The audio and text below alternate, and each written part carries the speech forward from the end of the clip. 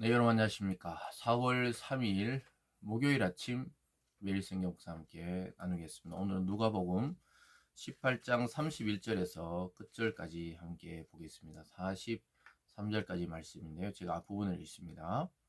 예수께서 열두 제자를 데리시고 이르시되 보라 우리가 예루살렘으로 올라가노니 선지자들을 통하여 기록된 모든 것이 인자에게 응하리라. 인자가 이방인들에게 넘겨져 희롱을 당하고 능욕을 당하고 침뱉음을 당하겠으며 그들은 채찍질하고 그를 죽일 것이라. 그는 3일 만에 살아나리라 하신대. 아멘. 한 구절을 더 읽겠습니다. 42절입니다. 예수께서 그에게 이르시되 보라 내 믿음이 너를 구원하였느니라. 아멘. 오늘 본문의 내용을 중심으로 고난 예고라는 제목으로 말씀을 증거하겠습니다. 예수님은 이 땅에 오셔서 살아가시면서 여러 가지 기적과 능력과 또 이적을 행하시고 때로는 수많은 사람들에게 말씀을 선포하셨지만 이 고난에 있어서만큼은 완전한 인간으로서 고난을 받으셨습니다. 이 무슨 말이냐 하면요.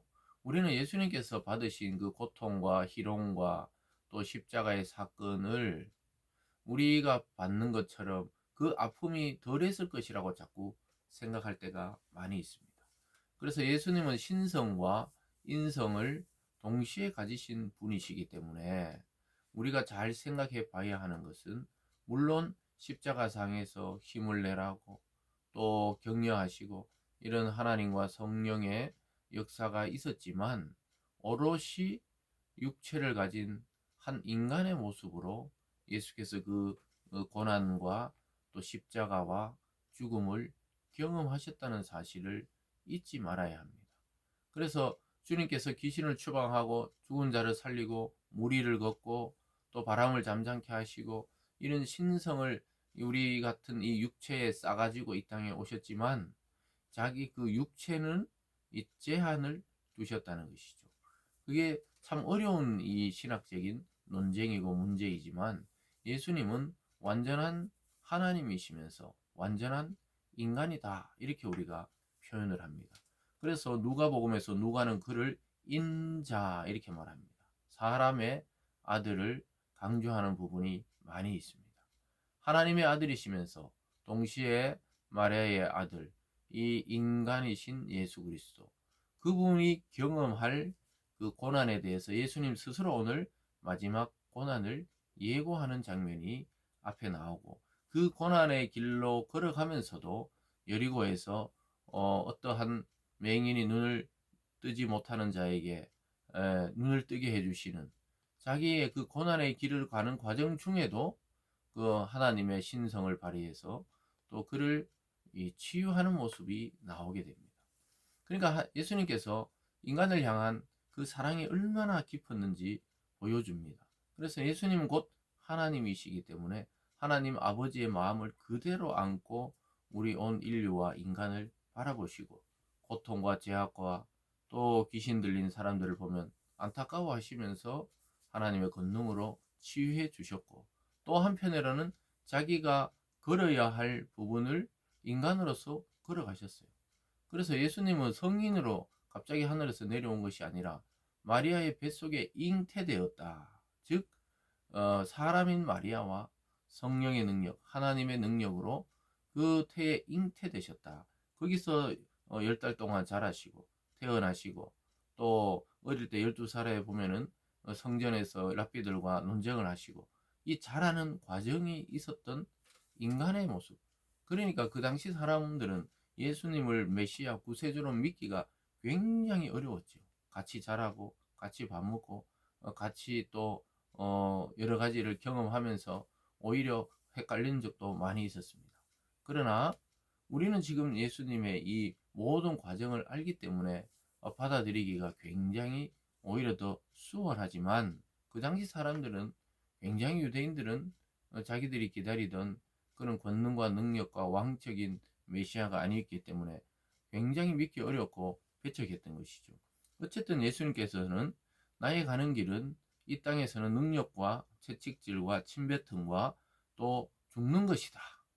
거기까지는 인간의 영역으로 사람들이 할 수 있었지만 3일 뒤에 내가 다시 살아나리라. 이 말씀을 합니다. 제자들은 전혀 깨닫지 못해요. 한번 볼까요? 여기 보면요. 33절입니다. 그들을 채찍질하고 그를 죽일 것이나 그는 3일 만에 살아나리라 하시되 제자들이 이것을 하나도 깨닫지 못하였으니 그 말씀이 감추어졌으므로 그들이 그 이르신 말을 알지 못하였더라.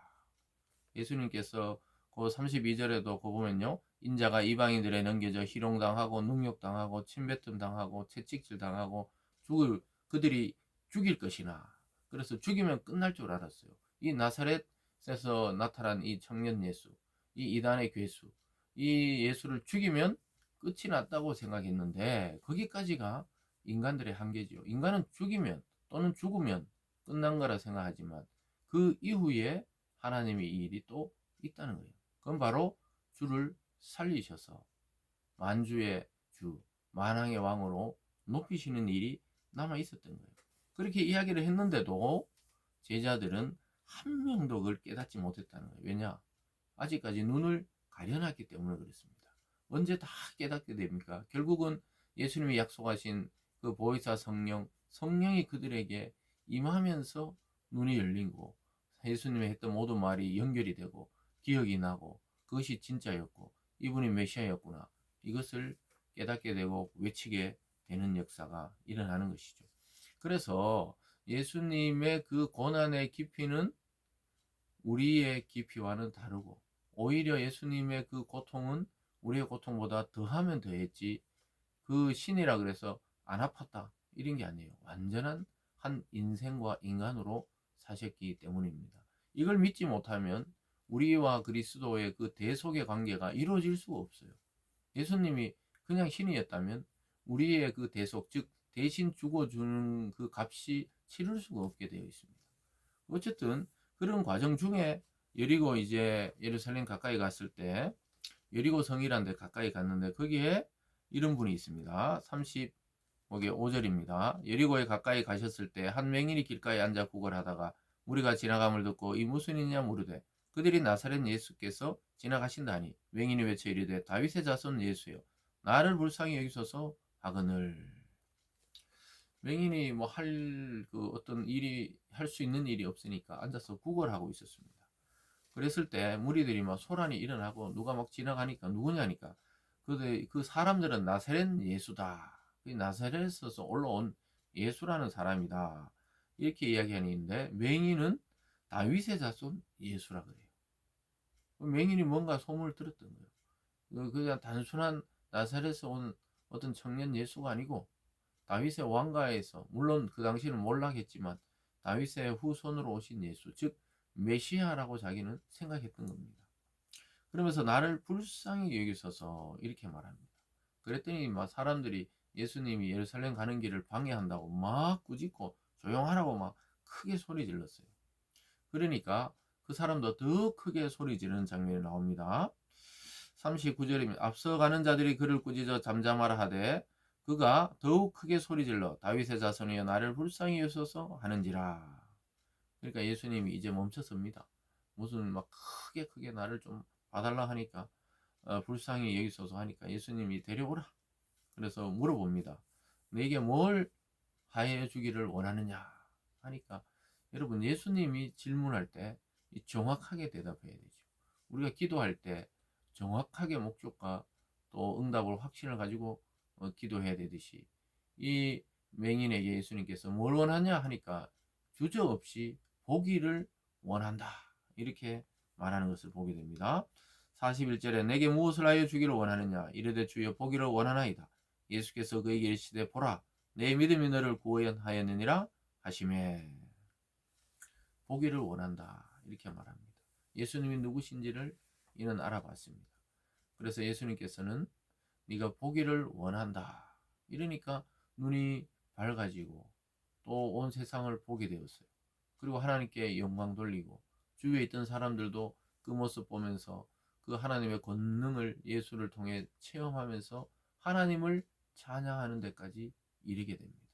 그래서 이 작은 하나의 소동 이 사건이 하나님께 영광이 돌리는 것으로 마무리되는 것이죠. 저와 여러분의 삶과 인생과 신앙의 끝은 하나님께 영광 돌려 드리는 것입니다. 그래서 우리는 그냥 단순한 하나의 그 인간으로, 예수님 모르고 하나님 모르는 인간으로 살아가는 게 아니에요. 하나님을 아는 자들, 성도의 삶은 굉장히 다른 가치를 가지고 있다는 사실입니다. 이렇게 말씀하고 있죠. 43절입니다. 곧 보게 되어 하나님께 영광을 돌리며 예수를 따르니 백성이 다 이를 보고 하나님께 찬양하니라. 그 맹인은 영광을 돌리고 그리고 예수를 제자로서 따르게 되고 많은 사람들은 그 모습 보며 찬양하게 됩니다. 왜냐하면 오래전부터 이 사람이 맹인이었던 걸 안 것이죠. 사랑하는 여러분, 이 모든 과정이 주님께서 마지막 고난을 예고하시고 이제 예루살렘에 가서 십자가에 달려 죽으실 것을 알면서도 걸어가는 과정이었습니다. 그러면서도 그들을 긍휼히 여기며 맹인이 눈을 못 떴듯이 시대의 그 모든 사람들이 예수님을 알아보지 못하고 핍박하고 결국은 죽이고 침뱉고 조롱할 것이라고 예고하면서도 예수님은 철저하게 하나님의 말씀에 의거해서 그 예언을 성취하기 위해 그 길로 걸어가는 것이죠. 고난 없는 영광이 없습니다. 아픔 없는 기쁨이 없습니다. 노력 없는 열매가 없습니다. 예수님께서는 철저하게 하나님의 아들이셨지만 또 사람의 아들로 인간으로 우리 대신 고통의 길, 고난의 길을 걸어가셨음을 우리는 깊이 생각하면서 부활의 영광을 보기 위하여 고난의 길을 기꺼이 걸어가신 그 주님의 뒤를 따르는 우리 모든 성도들 되기를 바랍니다. 기도하겠습니다. 사랑의 하나님 아버지 감사드립니다. 고통과 고난과 조롱과 또 침뱉음 당하시면서도 우리를 위해 그 고난의 길을 마다하지 않으시고 기꺼이 하나님의 뜻에 순종했던 예수 그리스도의 그 뒤를 따르는 참된 제자, 참된 성도로 살아가는 저희들 되게 하여 주시옵소서. 감사드리며 예수님 이름으로 기도드리옵나이다. 아멘.